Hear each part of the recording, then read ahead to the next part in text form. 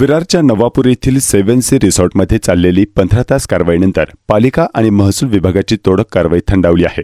शासकीय आणि गुरुचरण जागेवर मोठ्या प्रमाणात अवैध रिसॉर्ट या ठिकाणी वसली आहेत। मोठा व्यक्ती मृत्युमुखी झाल्याने पालिकेने रिसॉर्टच भुईसपाट केला।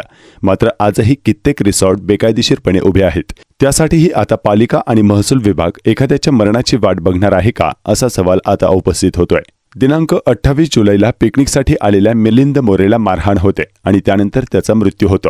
यानंतर रिसॉर्टवर कारवाईचे आदेश थेट मुख्यमंत्री देताच 29 जुलैपासून रिसॉर्ट तोडण्यास सुरुवात होते आणि 30 जुलैच्या पहाटे 3:30 वाजेपर्यंत हे रिसॉर्ट तोडण्याचं काम सुरू राहतं।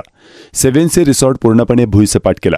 मात्र सर्व शासकीय जागेवर असलेले रिसॉर्ट तोडण्याची भाषा करणारं महसूल प्रशासन गप्प झालं आहे।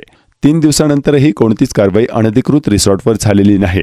तेथे रिसॉर्ट मालक कारवाई थांबवण्यासाठी न्यायालयात आणि राजकीय नेत्यांकडे जात आहेत। मात्र वसईच्या तहसीलदारांनी मीडियाशी बोलताना 2 ते 3 दिवसात पुन्हा सरकारी आणि गुरुचरण जागेवर बांधण्यात आलेल्या रिसॉर्टवर कारवाईचे संकेत दिले आहेत।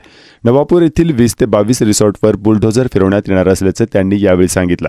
येथील अनेक रिसॉर्टमध्ये जून 2023 पासून जून 2024 पर्यंत 7 जणांचा मृत्यू झाला आहे। तर याच 7C रिसॉर्टमध्ये बांद्रा येथील मोहम्मद इमाद मुदत्सर या 4 वर्षीय मुलाचाही मृत्यू झाला होता। RTI कार्यकर्ते टॅरेन्स हेनरिक यांनी तर 2007 साली जनहित याचिका दाखल केली होती। त्यात शहरातील अनधिकृत बांधकामासोबतच 21 याच परिसरातील अवैध रिसॉर्टची माहिती कोर्टात सादर केली होती। त्यावर पालिकेने 2021ला मुंबई उच्च न्यायालयात 6 महिन्यात तोडक कारवाई करण्याचे, अन्यथा सहाय्यक आयुक्तांवर गुन्हे दाखल करण्याचे लिहून दिले होते। मात्र तरीही आजतागायत कोणतीच कारवाई झाली नाही। एकाचा जीव गेल्यानंतर ही कारवाई होत असेल तर त्याचा काय फायदा? येथील अनेक रिसॉर्टमधील तरण तलावात लहान आणि तरुण मुलांचा बुडून मृत्यू झाला होता। तेव्हा मात्र प्रशासनाकडून कोणतीच तोडक कारवाई झाली नाही।